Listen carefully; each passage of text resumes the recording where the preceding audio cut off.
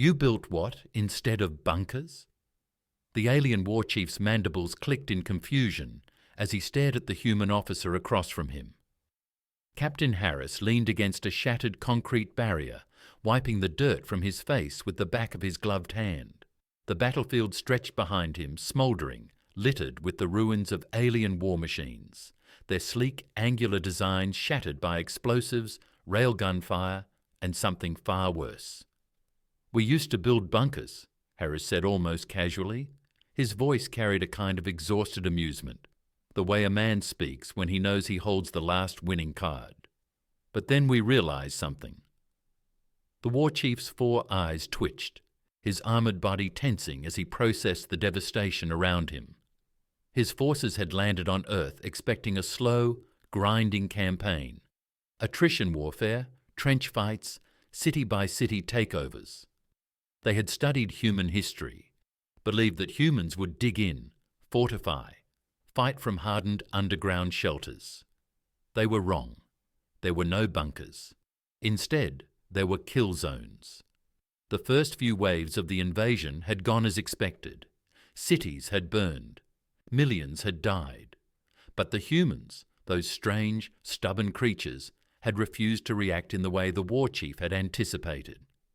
Instead of hiding, they had baited. They had let the invaders advance into what should have been strongholds, only to detonate them from below. Cities had collapsed. Buildings had fallen inward. Roads had been turned into controlled demolition traps, leaving entire battalions stranded in labyrinths of rubble, where nothing moved except the unseen red dots of targeting lasers. His warriors, trained for direct conflict, had found themselves fighting ghosts. A massive explosion rumbled in the distance. The war chief winced, his secondary arms gripping the hilt of his ceremonial blade. His forces were losing. Again. "Why?" he demanded. "Why abandon defense?" Harris exhaled, shaking his head. "Because defense means waiting for the enemy to dictate the fight. We don't do that anymore." He looked past the alien, watching as another drop pod from orbit was torn apart mid-air, its descent sabotaged before it even reached the battlefield. "We tried bunkers once. They turned into graves." He met the war chief's gaze. "We decided if we're going to die, we'll do it on our feet." The war chief's mandibles tightened.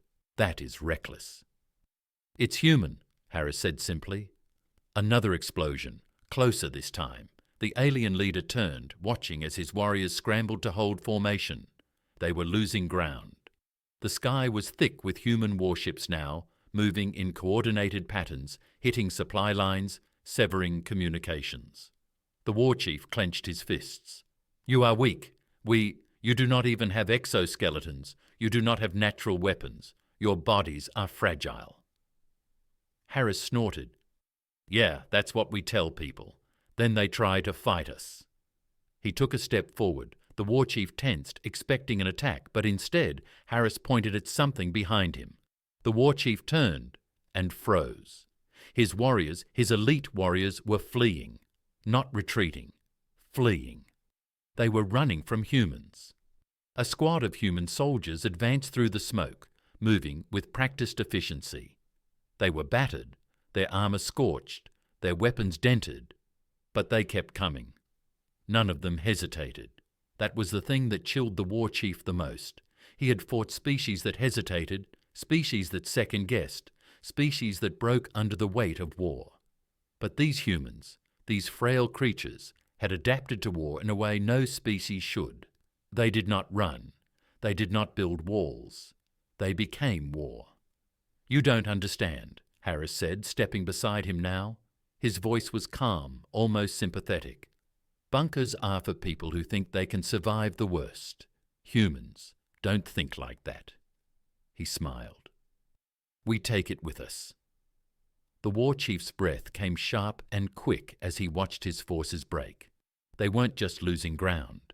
They were unraveling, panicking in a way he had never seen before. His warriors were bred for combat.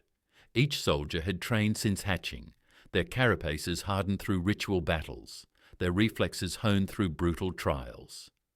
They had conquered dozens of species, crushed armies that had resisted them for centuries. But here, on this world, against these fragile, soft-bodied creatures, they were coming apart at the seams. He turned back to Harris. The human still wore that unsettling half-smile, his face smeared with dirt and blood. His own? Or someone else's? The war chief couldn't tell. "This isn't how war works," the war chief muttered, more to himself than anyone else. "This is chaos." Harris tilted his head, as if considering the thought. "Maybe for you," he said. "For us, this is just Tuesday." There was no humour in his voice, no gloating, just cold truth. A distant roar split the sky, and the war chief turned, his mandibles twitching. Atmospheric entry fire. At first, he thought it was another wave of his own reinforcements. But then he saw the angle. Too steep, too reckless. A human drop pod. It slammed into the earth with terrifying force, sending up a shockwave of dust and fire. Before it even fully stopped skidding, the doors blasted open. Human soldiers poured out, moving like a pack of predators unleashed. The war chief had seen orbital drops before. Every species capable of space warfare used them, but they were always careful. Even his own warriors descended in controlled formations, ensuring coordination before engaging. These humans, though, they didn't descend into battle. They threw themselves into it. The new arrivals barely took cover. They charged, weapons roaring, straight into the heart of the battle. His forces barely had time to react before the first lines were shredded apart by coordinated bursts of gunfire, explosives, and, most disturbingly, close combat. The war chief watched in stunned silence as one of his soldiers, fully armoured, was tackled by a human. The human had no armour, only blood-stained fatigues and a combat knife. And he won. The blade found a gap in the alien's plating, and with a vicious twist, the human ripped the warrior down, moving on before the body had even hit the ground. The war chief's fingers tightened around the hilt of his blade. "Madness," he whispered. "It's madness." Harris turned his head, watching the slaughter unfold with a calm expression. "No," he said, "it's war. The kind that ends with us still standing." The war chief's forces were trying to rally now, their commanders barking orders through their comms. But it was useless. The humans fought like they had nothing to lose. The war chief had seen desperate armies before, forces that fought because they had no other choice. But this wasn't desperation. It was something worse. The humans were enjoying it. Not in the way lesser species took joy in cruelty or conquest. There was no sadism here, no arrogance, just a certainty. A kind of violent acceptance that war wasn't just something they did. It was something they were. A soldier staggered past him, wounded, his mandibles clicking frantically as he tried to regroup. The war chief caught his arm. "We must pull back," the soldier gasped. "The humans, they don't stop." The war chief's mandibles tightened. He had never ordered a retreat in his lifetime. His species didn't retreat. But this wasn't a battle anymore. It was a feeding ground. And the humans were hungry. The war chief's mind raced. His forces were breaking faster than he could issue commands, their discipline dissolving under the relentless human assault. It wasn't just that they were losing ground. It was the way the humans pushed forward, without hesitation, without fear. Every time a unit tried to regroup, another wave of human soldiers hit them before they could stabilize. Every time a defensive line formed, artillery or drone strikes tore it apart before they could even fire back. This wasn't a war anymore. It was an execution. A plasma bolt sizzled past the war chief's head, striking the ground behind him. He turned sharply and saw one of his own warriors trembling, clutching an overheated weapon, staring at him with wide, panicked eyes. "Commander, what do we do?" The soldier gasped, his mandibles quivering. The war chief had no answer. His species had prepared for many possible outcomes: victory, stalemate, even an honourable death in battle. But they had never prepared for this. Not for humans. Harris stepped forward, his boots crunching over alien bodies. His rifle was slung across his back now. He wasn't even holding a weapon anymore. He didn't need to.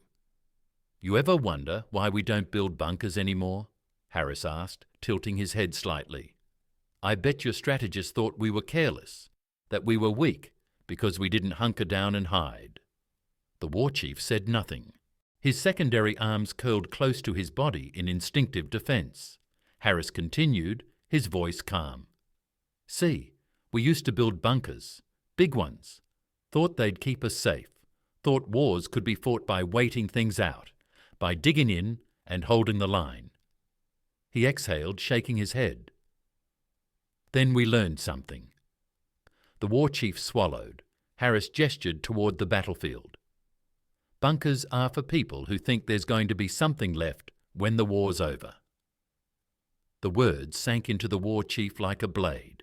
His warriors had been fighting under the assumption that humans wanted to survive this war, that they were defending something, that if pressed hard enough, if given no choice, humans would break. But they weren't breaking. They weren't even trying to survive. They were destroying everything, not just their enemies, not just cities and strongholds, but the very idea of conventional warfare. The war chief's hands clenched around his weapon, his mandibles clicking as he struggled to keep his composure. "You fight without honor," he hissed. "No strategy, no structure, just madness." Harris raised an eyebrow. "Honor?" He let the word hang in the air before shaking his head. "You invaded our world, slaughtered our people, and now you want honor?" The war chief's breathing grew uneven. Harris took another step forward. "We don't fight wars for honor. We fight wars to win." A deafening explosion rocked the ground, and the war chief's communicator crackled to life with frantic voices. "Command requesting evac. They've cut us off. There's no escape route. Enemy forces have encircled our last stronghold. They knew where we'd fall back to before we did." The war chief's blood ran cold. Harris tilted his head slightly, as if listening to the panicked transmissions. Then he looked back at the war chief and smiled. "You're trapped." The words sent a ripple of pure, instinctual dread through the war chief's body. Humans didn't build bunkers because they didn't need to. They were the storm. And the war chief had just realized, far too late, that there was nowhere left to run. The war chief's breathing was shallow, his mind struggling to process the sheer finality of what was happening. His species had crushed civilizations, broken empires, turned proud warriors into slaves. Never once had they faced an enemy like this, one that didn't just resist, but hunted its invaders down with relentless, merciless precision. Harris tilted his head slightly, watching the war chief's mandibles twitch, as if searching for a last desperate move. "Still think we fight without strategy?" The war chief couldn't answer. He could only watch as the last of his warriors were cut down. A few still fought, firing wildly, clawing at the dirt, desperately trying to retreat. To anywhere that wasn't surrounded by humans.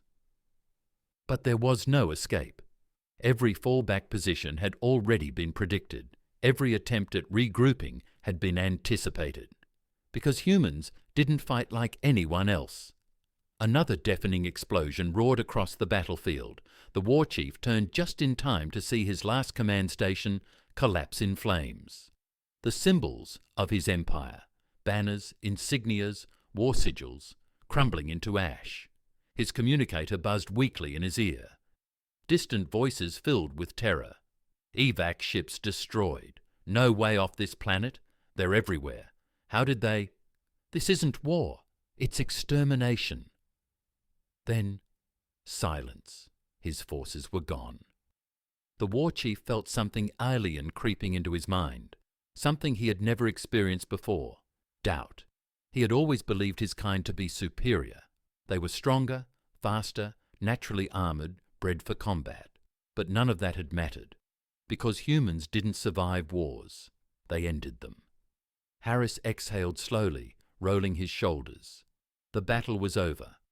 And yet the humans were still standing, scanning the field, already preparing for the next fight, as if this war had been nothing but another battle in a long, unending campaign. The war chief dropped his weapon. His secondary arms fell limp. He had no more orders to give. Harris studied him for a moment, then glanced at the bodies around them. He let out a breath, shaking his head. "We gave you a choice," he said, his voice almost distant. "You could have left us alone." The war chief closed his eyes. They had been warned. They had assumed it was a bluff. The sky rumbled. Human aircraft streaked overhead, heading toward the last remaining holdouts. Harris turned away. His part was done.